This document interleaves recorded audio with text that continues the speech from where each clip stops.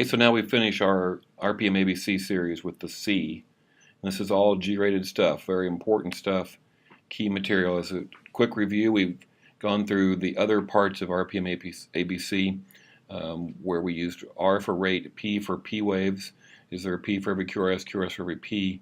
M standing for measurements. We look at the PRI, the QRS, and the QTC. And then we talked about axis and bundle branch blocks in terms of looking for a specific pattern, a bifascicular block where we have a right bundle branch and a left anterior fascicular block.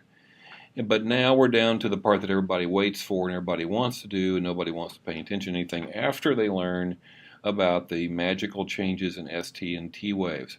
The key concept here is that you understand where the J point is. The J point is at the end of the QRS, where the S wave comes back to what should be the baseline, and then we're looking for either elevation or depression from that point. So there's a couple of examples there. The J point is a key concept here. We look for ST elevation as we determine whether a patient is having a myocardial infarction or not.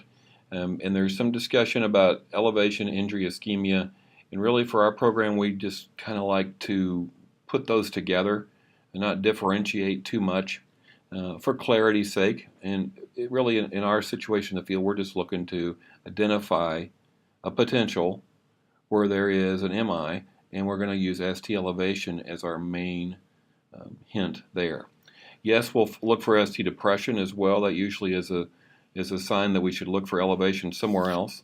And there's some higher end stuff that we'll talk about later in the course about ST depression and its shape and such.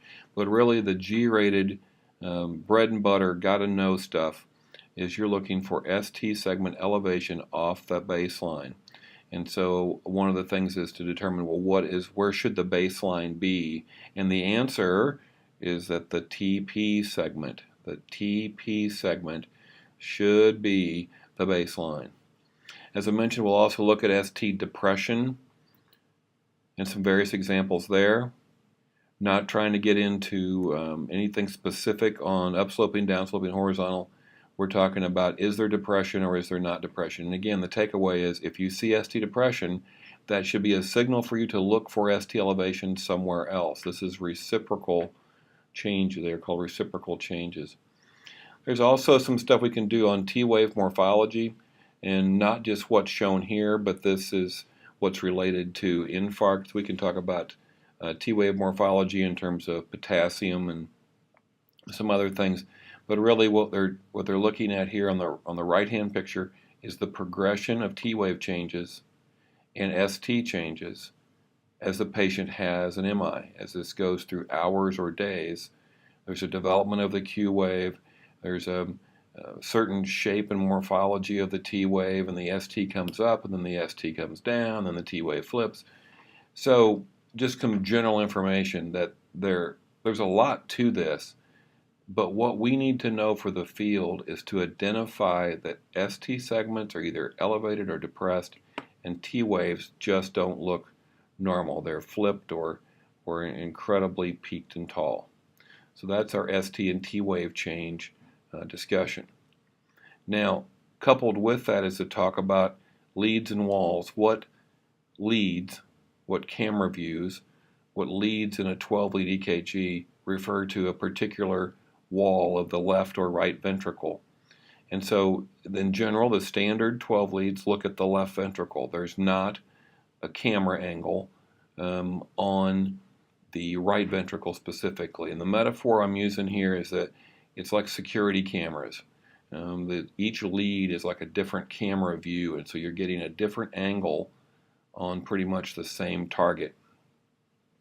So you got standard leads, good camera views of the left ventricle, and most of its walls are looked at directly by those standard 12 leads. Not the posterior wall, but all the other walls, the lateral, the inferior, the septal, the anterior, are looked at by the standard 12 leads. You can quickly modify and take one of those cameras and just move it to the opposite side of the chest. We like to use V4 and move it over to the right side where it's V4R. That gives you a look at the right ventricle, but the standard 12 leads are just looking at left ventricular walls minus the posterior. So it'll be important for you to know which leads look at which walls. And by this point, you've probably already looked ahead at that because in our course we kind of assign this stuff for down the road. So, and many of you may already know from some field time and some early study in this that leads 2, lead 3, and AVF look at the inferior wall. The anterior wall is looked at in V3 and V4. The septal wall, V1 and V2, and then there's 4 cameras looking at the lateral wall, lead 1, AVL, and V5 and V6. Now AVR is not looking at any wall directly, and there is no lead that is looking at the posterior wall. 2 pretty good questions for quizzes. AVR is a useful lead, but it is not used in location of the infarct determination because it doesn't look at a wall. We said there were several views on the left ventricular lateral wall. Lead 1 and lead AVL look high up on that lateral wall. V5 and V6 have a lower angle. Bottom line, STEMI cases should be identified in the field. We ought to be able to pick out STEMI cases in the field. Yes, there's some mimics we need to talk about later down the road. Yes, there are patients who don't have any ST elevation that are having an MI. Yes, there's lots of those specifics, but let's get down to the basics and be real solid on finding ST elevation. And as an identification of an impending infarct, let's call it a STEMI, let's issue a STEMI alert, and let's know which walls of the ventricles those leads are looking at so that we can have some anticipation of other things maybe going on with our patient.